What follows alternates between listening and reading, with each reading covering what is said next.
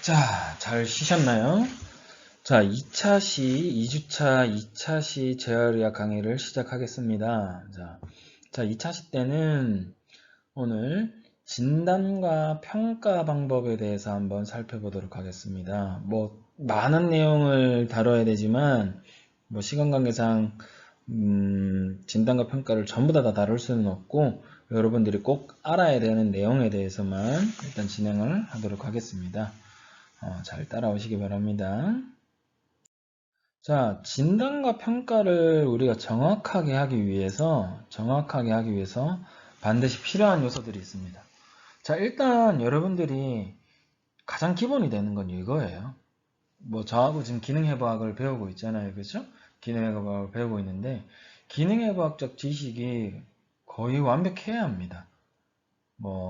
뼈대개, 근육계, 신경계, 그리고 관절, 그 다음에 리가멘트, 텐던, 신경 등 여러 가지 해부학적인 기본적인 지식들을 여러분들이 충분히 알고 있어야 정확한 진단을 하기 위한 용어라든지 기준점이 서게 되게 되죠. 그렇죠? 그거를 충분히 알고 있어야 되고요. 정확한 병력이 중요합니다. 병력. 요건 이제 의사가 어느 정도 해줍니다. 의사가 처음에 진단을 내리고요. 그 다음에 어떤 검사들을 하겠죠. 그죠? 어떤 검사들 CT라든지 MRI라든지 엑스레이라든지 아니면 근전도라든지 초음파라든지 여러 가지 검사들을 하게 됐을 때 정확한 병력이 나오게 되면 그걸 바탕으로 여러분들은 또다시 한번 진단을 하게 됩니다. 자, 여기서의 진단은 의사가 내리는 그 진단하고는 달라요. 여러분들이 의지보조기 기사로서의 진단이라고 생각을 하시면 됩니다. 아시겠죠? 요 진단은 요거하고는 다릅니다. 구분해야 됩니다. 여러분들이 해야 되는 겁니다. 의지보조기사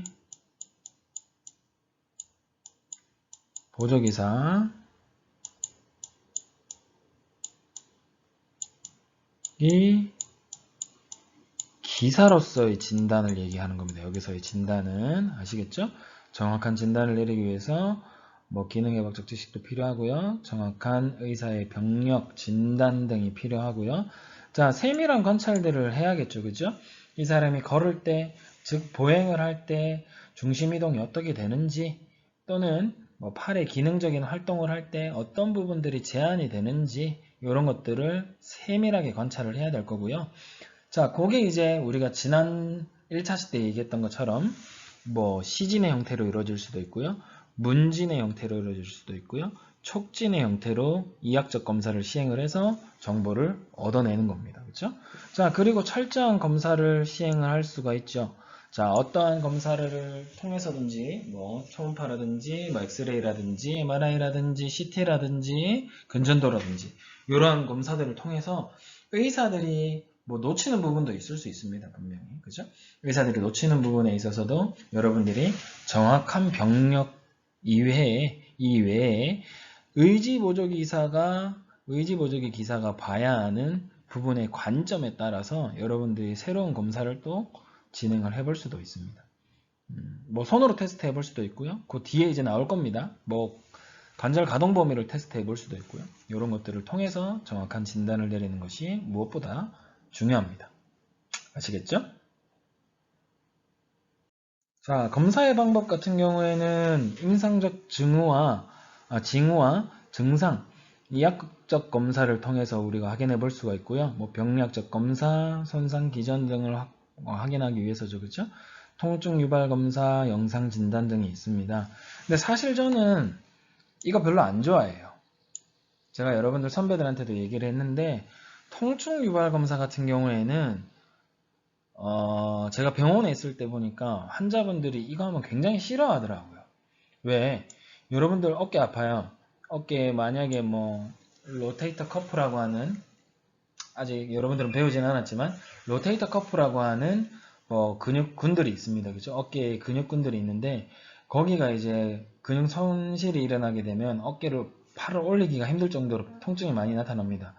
근데 그 사람한테 굳이 팔을 올려보라고 하거나 이렇게 했을 때 통증이 다시 발생되잖아요. 그죠? 다시 발생되는 것들을 굳이 확인하는 것은 저는 추천드리지는 않아요, 사실. 이미 뭐 앞서 말씀드린 이학적 검사라든지 병리학적 검사라든지 영상 검사를 통해서 진단명이 거의 나온 경우가 훨씬 많은데 굳이 통증 유발 검사를 여기서 다시 해가지고 아픈 사람한테 통증을 유발한다는 것 자체는 저는 굳이 찬성하지는 않습니다. 하지만 뭐 꼭 필요한 경우가 있어요. 꼭 필요한 경우에는 시행을 해야겠지만 그 이외에는 저는 뭐 요거는 될 수 있으면 뭐 안 하는 게 좋다고 판단하는 사람입니다. 자, 평가의 목적은 평가자 및 환자가 문제의 원인과 증상을 완전히 이해하기 위해서 평가가 반드시 필요하고요. 질병 이외에 기능을 평가하고 기능에 대한 이해가 필요합니다. 여러분들은 결국 뭐다? 또 얘기가 나오죠. 그죠? 기능과 삶의 질 향상에 포커스를 맞추고 있다는 점에서 일반적으로 의사들이 내내는 평가의 목적과 진단과는 다르다라는 겁니다. 반드시 의지보조기 기사로서의 목적과 치료 또는 재활의 방법에 목적을 두고 평가를 진행을 해야 되고 진단을 해야 한다는 거 꼭 기억해 두시기 바랍니다. 자, 재활은 환자의 잔존 기능을 이용을 해서 신체적, 정신적, 사회적, 경제적으로 그 능력을 최대한 발휘할 수 있도록 하는 것에 목적을 두고 있습니다. 자, 중요하다고 얘기했었죠. 재활은 신체적, 정신적, 사회적, 경제적으로 그 능력을 최대한 발휘할 수 있도록 하는 것에 목적을 두고 있다. 뭐 다양한 정보들이 포함될 수 있습니다. 뭐 질병 이외의 가족력이라든지 직업, 사회적인 환경, 경제 상태들을 포괄적으로 파악해야 되고요. 자, 의사 및 물리치료사, 작업치료사, 언어재활사, 간호사, 사회사업가 등이 협동하여 환자의 상태를 평가합니다. 뭐 여러분들도 마찬가지입니다. 의지보조기 기사도 여기 같이 포함되어 있습니다. 이러한 아까 전에 얘기했던 재활치료팀들이 각각의 전문가들이 모두 투입이 돼서 협동해서 이 환자의 상태를 평가합니다. 자, 요거 굉장히 중요한 내용입니다. 마지막에 제가 쏨노트라고 적어놨었죠. 그죠? 쏨노트라고 적어놨습니다. 별표, 와장 들어갑니다. 그죠? 자, 쏨노트가 뭐냐면요. 자, 여러분들이 환자를 평가하고 진단했을 때 그 일련의 과정들을 기록을 해 놓는 겁니다. 노트란 말이 이제 기록한다라는 거잖아요. 그죠? 자, 그 일련의 과정들을 평가하고 뭘 받고 뭐 어떤 부분들이 부족하고들을 여러분들이 확인을 했습니다. 그죠? 그런 것들을 기록을 해 놓고요. 아, 이러한 문제점들을 통해서 나는 이 환자에게 이렇게 접근했다라는 것들을 기록을 또 해놓고요. 자, 그렇기 때문에 이 환자가 이 문제점이 있고 이러한 방법으로 우리는 재활을 진행을 했다. 그 목표는 무엇이다까지 적혀있는 게 쏨노트입니다. 자, 여기 나와 있는 의사, 물리치료사, 뭐 작업치료사, 언어재활사, 뭐 전부 다 뭐 간호사 포함되어 있고, 그죠? 여러분들도 마찬가지입니다. 의지보조기 기사도 각각의 쏨노트를 활용을 해서 결과적으로 계속 재활치료팀이 회의를 진행을 하게 됐을 때 서로의 정보들을 공유하는 방법이고 그 기록으로 인해서 재활이 잘못된 방향으로 가지 않도록 하는 것이 가장 큰 쏨노트의 목적입니다. 자, 쏨노트는 각각의 약자인데요. 자, S는 뭐냐면요. S는 subject입니다. subject. 자, subject라면 보통 여러분들이 생각하는 게 뭐예요? 주제, 뭐 대상, 뭐 이렇게 돼 있죠, 그죠? 하지만 여기서는 subject라는 의미는 주관적인이라는 의미입니다. 주관적인 의미고요. 뭐 주관적인 정보라는 겁니다. 자, 좀 이따가 다시 한번 깊이 설명해 놓을 겁니다. 일단 다 적어 놓고 O는 뭐냐면요. object입니다. object. 자, subject가 주관적인 정보였다고 한다면 object는 객관적인 정보를 얘기를 합니다. 그걸 우리는 object라고 얘기하고요. A는요.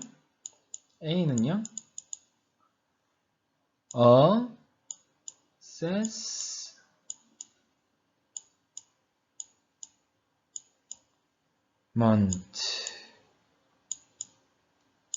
assessment입니다.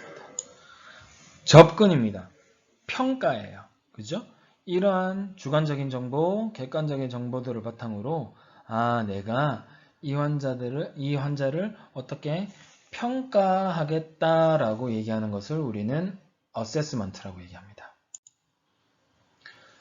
자, assessment라고 하면 아까 전에 얘기했듯이 subject와 object, 즉 주관적인 정보와 객관적인 정보를 통해서 평가를 진행을 하는 겁니다. 자, 그 평가가 진행이 됐다면 P는 플랜이죠. 그렇죠? 플랜입니다. 치료적인 목표를 세워야겠죠. 그렇죠? 자, 치료적인 목표는 아까 전에 우리가 얘기했듯이 두 가지로 나눠집니다. 바로 STG와 LTG로 나눠집니다. 숏텀건과 롱텀거리죠. 그렇죠? 단기 목표와 장기 목표로 나눠집니다.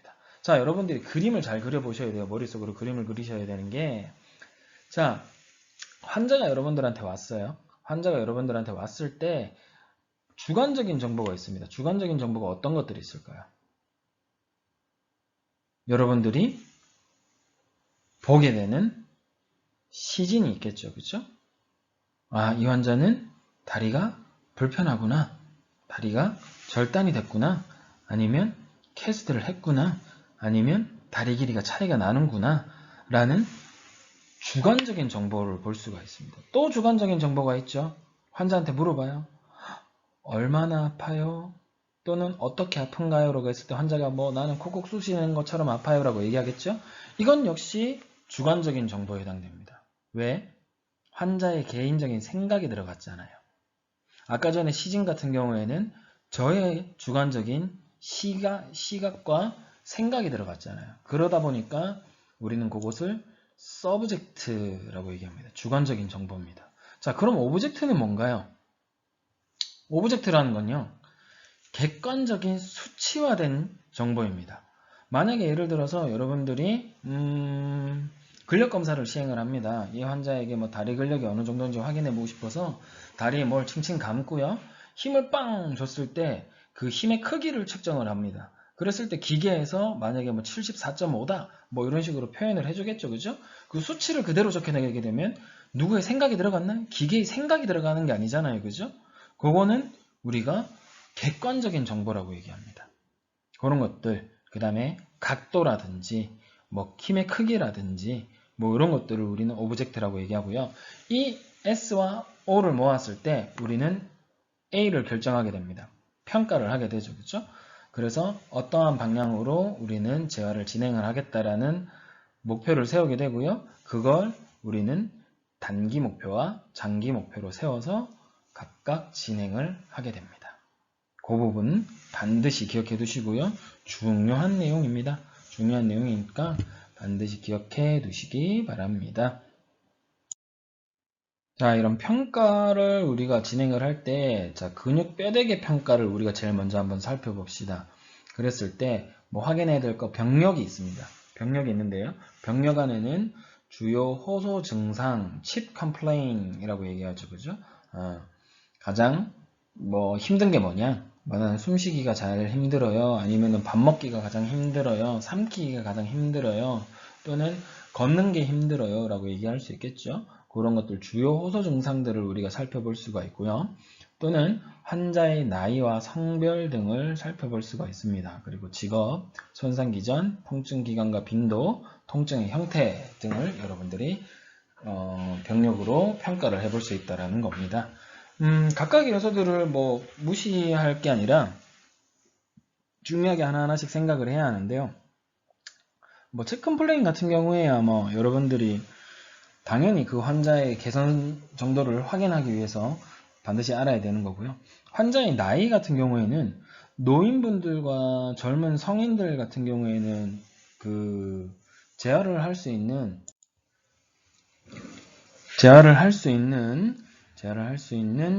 그 체력이라든지 강도가 달라지게 됩니다. 그렇기 때문에 환자의 나이를 꼭 구분을 해서 체크를 해놔야 될 거고요. 성별에 따라서도 당연히 달라지게 되겠죠. 그리고 치료사라든지 의지보조기 기사가 성별에 따라서 접근하는 것도 달라지기 때문에 중요하게 체크를 해놔야 될 겁니다. 뭐 직업 같은 경우에는 직업의 귀천을 생각하는 것이 아니라 이것도 마찬가지로 앉아서 뭐 주로 수행하는 직업인지 활동량이 많은 직업인지에 따라서 재활 정도가 달라지게 될 거고요. 손상 기전도 여러분들이 확인을 해야 될 거고, 통증 기간이 만성이냐 급성이냐에 따라서도 재활 방법이 달라지게 됩니다. 그리고 통증이 발생하는 빈도 등도 여러분들이 확인을 해보면 좋을 거고요. 그 다음에 통증의 형태가 뭐 어떻게 되어 있느냐, 뭐 콕콕 쑤시느냐, 아니면은 뭐 때리는 통증이냐, 통증의 형태도 여러분들이 반드시 구분을 해서 알아두시기 바랍니다. 자, 병력 이후에 이제 근육 뼈대개에서 평가해서 여러분들이 알아봐야 될 게 관찰입니다. 관찰인데요.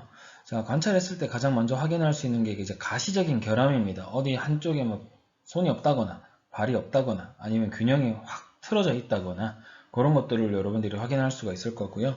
그 다음에 기능적 결손, 그리고 비정상적인 정렬이나 비대칭성에 대한 정보를 눈으로 우리가 확인할 수 있습니다. 이게 바로 우리가 얘기했던 시진이죠. 그렇죠? 자, 환자의 전반적인 자세, 태도, 몸가짐, 그리고 검사에 대한 참여 의지들도 우리 여러분들이 확인할 수가 있습니다. 그리고 신체의 정렬 상태라든지 관찰되는 변형이나 기형, 그리고 뼈와 연부 조직의 윤곽의 대칭성, 그 다음에 팔다리 위치의 대칭성, 피부의 색깔과 상태, 그리고 환자가 팔다리를 움직일 때의 소리, 열감이나 부종팔적, 그 다음에 환자의 표정 등을 살펴볼 수가 있습니다. 자, 여기 같은 경우에는 이제 대칭성이죠. 그죠? 대칭성은 뭐 좌우의 요 부분과 관련이 되어 있습니다. 비정상적인 정렬과 관련되어 있죠. 그죠? 그 다음에 비대칭성과도 관련이 되어 있고요. 그죠? 자, 요 부분 같은 경우에는요. 환자의 표정을 왜 보냐면 여러분들이 뭐 검사를 시행하거나 관찰을 할 때 보면 환자의 표정이 일그러지는 정도가 나타나는 경우가 있습니다. 뭐 특정 동작을 취한다거나 아니면 특정한 자세를 취하고 있을 때 뭐 표정을 봤을 때 일그러지거나 통증이 좀 더 심한 듯한 표정이 나타나는 경우를 여러분들이 캐치를 할 수 있으면 그런 것들을 해서 주 호소 증상에다가 적어 놓으면 그것을 통해서 이제 얼마나 개선되는지도 평가할 수 있는 좋은 기준이 될 수가 있습니다. 그래서 여러분들 이 아이는 통증, 즉 페인 확인을 위해서 주로 한다라는 거 기억해 두시기 바랍니다. 아시겠죠? 자, 검사가 시행이 됩니다. 검사가 시행이 됐을 때 병력 청취, 자 이게 뭐예요? 아까 얘기했던 문진입니다. 그죠? 문진이고요. 요 관찰이 바로 시진입니다. 그죠? 시진입니다. 문진과 시진을 통해서 내린 예비 진단을 확인하거나 반박하기 위한 평가 단계입니다. 보통 여기는 이제 우리 검사라고 하면 오브젝트를 얘기를 하죠. 그죠? 오브젝트 O를 얘기를 하는 겁니다. 자, 다른 진단을 이끌어낼 수도 있는 징후와 증상의 지속적인 양상을 관찰할 수가 있고요. 자, 반드시 정상 측을 먼저 검사합니다. 왜 그럴까요? 왜 정상 측을 먼저 검사할까요? 왜 정상 측을 먼저 검사할까요? 바로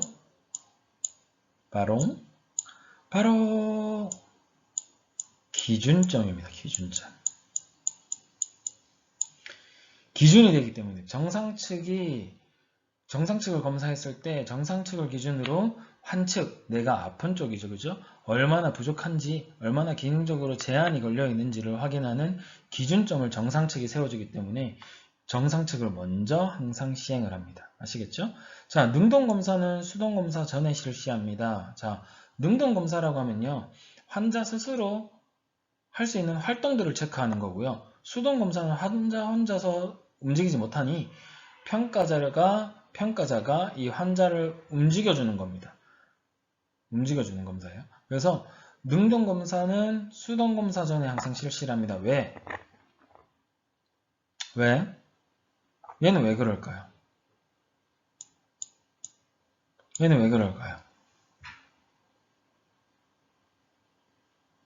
능동검사 했는데 환자 스스로 활동을 해요.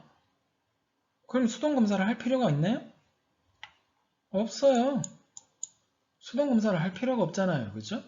그렇기 때문에 능동검사를 반드시 수동검사 전에 먼저 실시를 합니다. 아시겠죠? 시간적 절약이죠. 그죠? 평가를 하는 시간을 최소화시키자는 겁니다. 아시겠죠?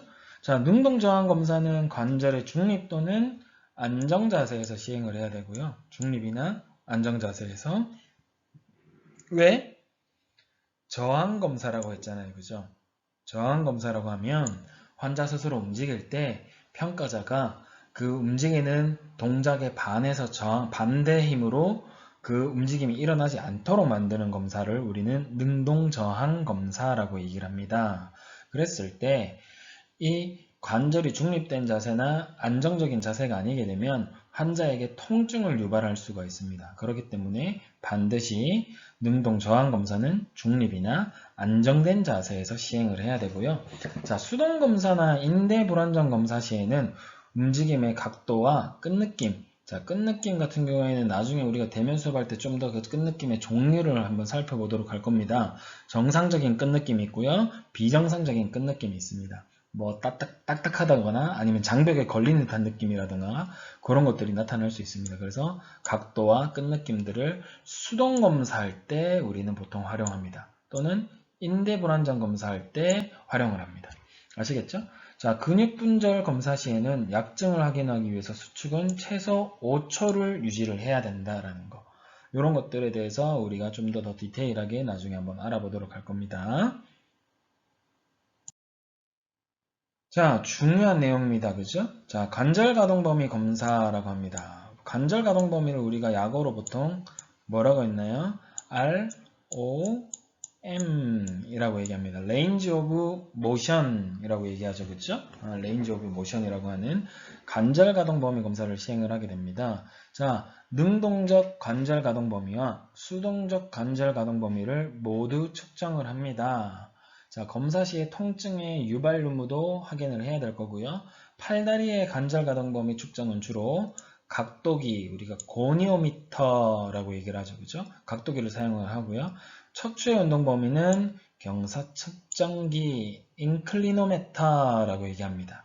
자, 각도기 같은 경우에는 우리 컴퍼스하고 비슷하게 생겼어요. 그래서 쭉 얘를 펼쳤다가 접었다가 펼쳤다가 접었다가 하는 각도를 잴 수가 있습니다. 그리고 인클리노메터 같은 경우에는 약간 반원처럼 생겼어요. 반원처럼 생긴 걸 등에다가 얹어 놓고요. 측정하고자 하는 척추에다가 올려놓고 척추를 숙이게 됐을 때 그 척추의 각도를 재어줍니다. 그래서 이 두 가지로 구분해서 우리는 ROM 테스트를 한다는 거, 팔다리와 척추 각각을 각도를 측정하는 도구가 다르다라는 거 꼭 기억해 두시고요. 자, 검사할 때 통증의 유발 유무 확인이라는 것 같은 경우에는 뭐 수동 검사나 능동 검사 다 마찬가지입니다. 자, 능동 검사할 때 통증이 나타날 수 있고요. 수동 검사할 때 통증이 나타날 수 있습니다. 각각에 따라서 구분을 해서 모두 측정을 해야 되고요. RM 범위도 다 같이 구분해서 측정을 해야 된다는 거 꼭 기억해 두시기 바랍니다. RM 테스트 굉장히 중요합니다. 중요해요. 여러분들이 필수적으로 할 수 있어야 됩니다. 뭐 대면 수업하게 되면 1주차 때부터 4주차 때 거를 제가 한꺼번에 정리를 해드릴 텐데 그때 뭐 지금 보여드리지 못했던 것들을 한 번 더 시행을 해보면서 몸으로 한번 시행을 해보면서 수업을 다시 한번 진행을 하고 정리를 하도록 할 겁니다. 그때까지 이해를 할 수 있는 만큼 이해하시고 뭐 질문사항이 있으시면 언제든지 저한테 연락을 하시거나 뭐 아니면 이메일 또는 댓글 뭐 카톡 다 상관없습니다. 그래서 질문을 하시면 됩니다. 자, 두 번째로 근력검사 같은 경우에는요. 근력검사 같은 경우에는 뭐 방법도 중요하지만 요 등급이 굉장히 중요합니다. 시험에 많이 나와요. 자, 말초신경 손상이나 중추신경계 손상으로 인해서 근위축과 외상 혹은 질병에 의한 근력 저하를 평가하며 진단, 치료, 예후를 판정하는 데 보조수단으로 사용을 한다라고 얘기했죠. 그렇죠? 자, 얘 같은 경우에는 보통 능동 저항 검사로 이루어집니다. 그랬을 때 수축이 아예 촉진되지 않으면 제로 그레이드예요. 제로 그레이드, 1 그레이드, 2 그레이드, 3 그레이드, 4 그레이드, 5 그레이드. 자, 1등급부터 5단계까지 나타나져 있습니다. 보통 우리가 제로, 트레이스, 푸어, 페어, 굿, 노말 이렇게 표현을 하고요. 노말은 제일 좋은 겁니다. 그죠? 최대 저항과 중력에 대해 완전한 관절 가동 범위를 나타내는 거고요. 자, 굿 같은 경우에는 저항이 조금 줄어듭니다. 약간의 저항입니다. 자, 노멀하고 굿하고의 차이점은 저항이 크냐, 작냐, 요 두 개의 차이점입니다. 대신에 관절 가동 범위는 완전하게 나와야 됩니다. 자, 페어까지도 마찬가지죠. 완전한 관절 가동 범위. 푸어도 마찬가지죠. 완전한 관절 가동 범위. 요 네 가지는 ROM이 다 나타나야 된다는 겁니다. ROM이 완벽해야 돼요. 요 네 가지 5, 4, 3, 2등급은 완벽해야 됩니다. 자, 대신에 저항의 차이죠. 그죠? 5 그레이드 같은 경우, 노멀 그레이드 같은 경우에는 최대 저항, 굿 같은 경우에는 약간의 저항, 페어 같은 경우에는 중력을 이길 수 있을 만큼의 완전한 가동 범위, 푸어 같은 경우에는 중력이 제거된 상태에서 완전한 가동을 먹습니다. 자, 트레이스는요, 관절의 움직임은 없으나 약간의 수축 흔적이 있습니다. 움찔 한다는 거예요. 올라가는 거는 다 못 올라가고 불편하기는 하지만 전부 다 수축은 한다라는 겁니다. 그리고 제로 그레이드 같은 경우에는 수축 또한 없는 것을 얘기를 합니다. 수축도 아무 움직임도 없고요.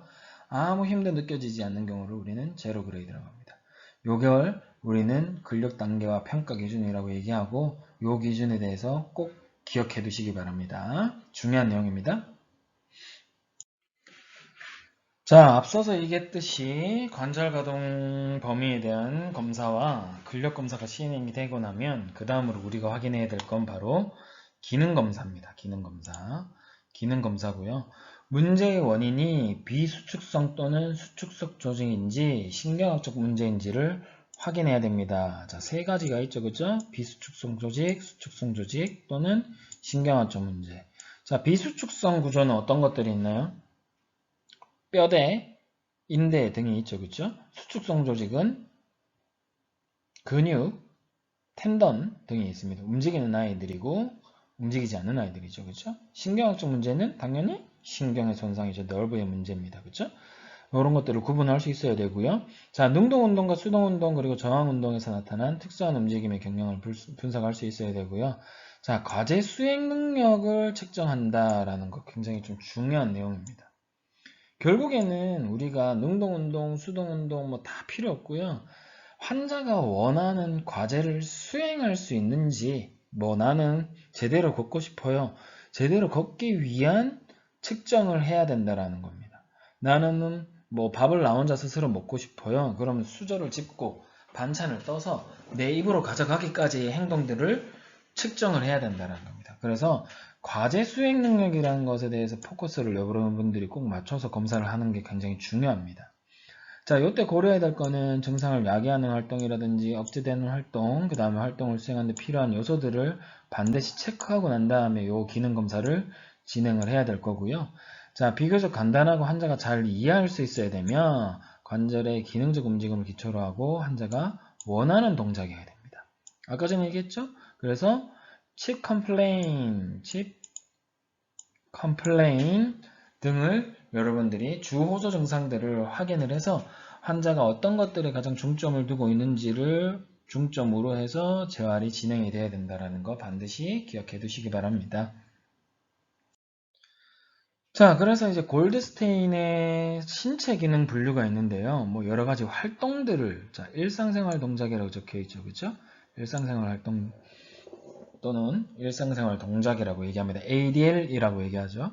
그랬을 때 뭐 침대 생활이라든지 위상 활동이라든지 식사 활동이라든지 옷 입기, 이동, 보행 등에 대해서 얼마나 내가 스스로 독립적으로 행할 수 있는지, 침대 생활에는 이런 것들이 있고요. 위상 생활에는 이런 것들, 뭐 식사 활동, 옷 입기 활동, 이동 활동, 보행일 때 꼭 체크해야 될 요소들입니다. 이런 것들은 옆에 있는 거, 그죠?